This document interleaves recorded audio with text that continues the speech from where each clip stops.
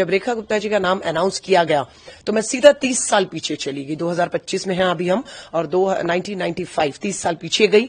मैं अध्यक्ष पद का चुनाव जीती थी एनएसयूआई से, और रेखा गुप्ता एबीवीपी से सचिव पद जीती थी, और दोनों ने मिलकर शपथ ली थी। वो वही तस्वीर है। मुद्दों पर जब बात आती थी तो रेखा और मैं एक अंडरस्टैंडिंग होती थी कि दिल्ली के मुख्यमंत्री मदन लाल खुराना जी हैं और देश के प्रधानमंत्री कांग्रेस से पीवी नरसिम्हा राव जी थे, तो सेंट्रल यूनिवर्सिटी है तो मिलकर करते हैं। तो हमने मिलकर काम भी किए। मैंने उनको शुभकामनाएं बधाई तो दी है, लेकिन नसीहत भी दी है, क्योंकि उन्होंने भी शायद नहीं सोचा होगा कि वो सीधा पार्षद से पहली बार विधायक बनेंगी और मुख्यमंत्री हो जाएंगी। दिल्ली के मुख्यमंत्री के तौर पर आज रामलीला मैदान पे आपने एक फोटो साझा करी। पुराना नाता है आपका, और आप जानती हैं रेखा गुप्ता जी को, उसके बारे में बताएं। और अब दिल्ली की मुख्यमंत्री बनने जा रही हैं, कैसे?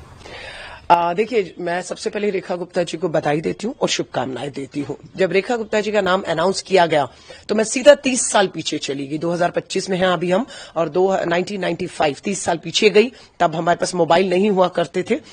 एल्बम होती थी, एल्बम खोजी, उसमें से एक तस्वीर खूबसूरत जिसमें मैं अध्यक्ष पद का चुनाव जीती थी एनएसयूआई से, और रेखा गुप्ता एबीवीपी से सचिव पद जीती थी, और दोनों ने मिलकर शपथ ली थी। वो वही तस्वीर है। उम्र हमारी 20 साल थी उस समय। तो शपथ ली हम लोगों ने, एक साथ मिलकर काम किया। आइडियोलॉजिकल लड़ाई उसके साथ थी, है और रहेगी। उस समय भी होती थी। वो अखिल भारतीय विद्यार्थी परिषद से तीनों जीते थे, मैं अकेली अध्यक्ष जीती थी। तो आरएसएस के लोगों को लाना, लेक्चर करवाना उस विचारधारा को, जिसका हम बिल्कुल विरोध में खड़े रहते हैं, खड़े हैं। हम गांधीयन को, आइडियोलॉजी के लोगों को लाकर हमारे अपना लड़ाई जो है एक संघर्ष रहता था। लेकिन मुद्दों पर जब बात आती थी तो रेखा और मैं एक अंडरस्टैंडिंग होती थी कि दिल्ली के मुख्यमंत्री मदन लाल खुराना जी हैं और देश के प्रधानमंत्री कांग्रेस से पीवी नरसिम्हा राव जी थे, तो सेंट्रल यूनिवर्सिटी है तो मिलकर करते हैं। तो हमने मिलकर काम भी किए। साल बहुत नहीं होता है, हमें अपनी कैंपस, मैं खुद साइंस स्टूडेंट थी, अपनी लेबोरेटरी लैब से फुर्सत नहीं मिलती थी। फिर एक साल में बहुत कुछ करना था, लेकिन ये कि हम कर पाए। रेखा उस समय भी बहुत एग्रेसिव थी, क्योंकि वही आरएसएस एबीवीपी वाला एग्रेशन जो हमने पार्षद के तौर पर, उनका एक वीडियो मेरे सामने सुबह आया, क्योंकि वो जब पार्षद रही तो मैं कभी पार्षद नहीं रही, तो एक हाउस में हमें बैठने का मौका दोबारा नहीं मिला। मैं जब विधायक हुई 2015 से 20, तो वो विधायक नहीं थी, तो सदन में भी बैठने का, विधानसभा भी मौका नहीं मिला।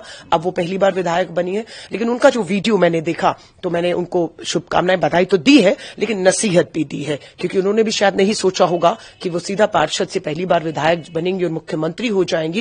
लेकिन सदन में जो उनका आचरण है, अगर मुख्यमंत्री के तौर पर विपक्ष में कोई ऐसा करेगा तो वो अब क्या करेंगे, क्योंकि उन्होंने पार्षद रहते हुए सरकारी संपत्ति को नुकसान पहुंचाया, माइक, पोडियम सब तोड़ा हुआ आज वायरल वीडियो है। सो मैंने उनको नसीहत दी है कि अब ये जो चीजें आपका पीछा नहीं छोड़ेंगी। चैलेंज अंदर और बाहर दोनों रहेगा। मैं महिला कांग्रेस की राष्ट्रीय अध्यक्ष हूं और दिल्ली मेरी है। मैं बार बार कहती हूं, दिल्ली में बेटियों की सुरक्षा, महिलाओं की सुरक्षा एक महिला मुख्यमंत्री की प्राथमिकताओं पर होनी चाहिए। रेखा जी मुख्यमंत्री हो गई हैं, स्वाभाविक है उन्हें पूरी सुरक्षा मिल जाएगी, लेकिन उनकी प्राथमिकताओं पर दिल्ली की हर बेटी की सुरक्षा होनी चाहिए। अगर वो उस दिशा में काम करेंगी, महिला कांग्रेस की राष्ट्रीय अध्यक्ष होने के नाते पूरा समर्थन, सहयोग हर तरीके से मिलेगा। महिला आयोग की नई अध्यक्ष भी नियुक्त करनी होगी उन्हें, और अगर कहीं लगेगा कि वो चूक रही हैं तो हम पीछा नहीं छोड़ेंगे। मुझे याद है शीला दीक्षित जी को निर्भया के मुद्दे पर, महिला मुख्यमंत्री थी, घेरा गया था, पूरा बदनाम किया गया था, लेकिन आज हम बहुत आगे निकल चुके हैं। आज कोई इफ एंड बट नहीं, केंद्र में उनकी सरकार, गृह मंत्री, पुलिस, एलजी सब उनके हाथ में है, और वो कर सकती हैं, करेंगी तो बेहतर है, क्योंकि वो कामयाब होंगी तो दिल्ली कामयाब होगी, क्योंकि मुख्यमंत्री हैं। वो फेल होंगी तो मेरी दिल्ली फेल होगी। लेकिन चुनौतियां उनको अंदर ज्यादा रहेंगी, बाहर से मुझे लगता है की तुलना में। हाँ, काम नहीं करेंगी तो शायद लगता है कि ज्यादा चुनौतियां उनके पास होंगी। उनसे जब पूछा गया, जब वो इलेक्ट हुई, उनसे उन्होंने कहा कि उनकी एक स्टोरी एक इंस्पिरेशनल स्टोरी हो सकती है कि एक मिडिल क्लास लड़की टॉप लीडरशिप पे अब सीएम बनने जा रही है। आपकी भी जर्नी सही रही है, आप कनेक्टेड भी रहे हैं उनसे, मिले भी हैं, इतने साल काम भी किया है। आपकी उम्मीदें क्या रहेंगी, क्योंकि एक महिला बैंक की आप चीफ हैं कांग्रेस की, कैसे आप देखती हैं, क्या उम्मीदें रहेंगी?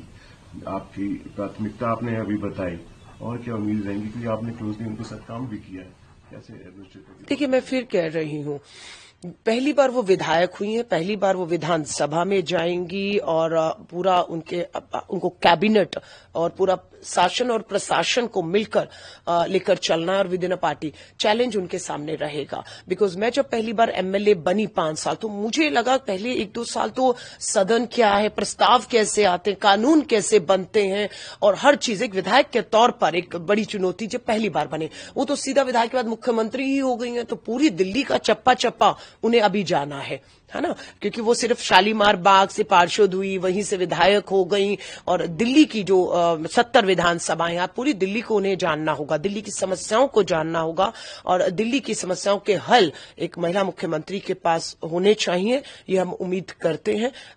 और मैं फिर वही कहूंगी, मुझे उम्मीद है कि वो उनको करने दिया जाए, क्योंकि पहला जो टेन्योर बीजेपी को मिला था, उसमें एक ही टेन्योर में 3 मुख्यमंत्री बदल दिए थे, मदन लाल खुराना जी, साहब सिंह वर्मा जी, फिर सुषमा स्वराज जी आई, और उसके बाद 28 साल लंबा इंतजार, क्योंकि सत्ता की लड़ाई। अब वो रेखा जी को मौका मिला है, लेकिन अब प्रवेश वर्मा जी बिल्कुल उनका मुंह उतरा हुआ है।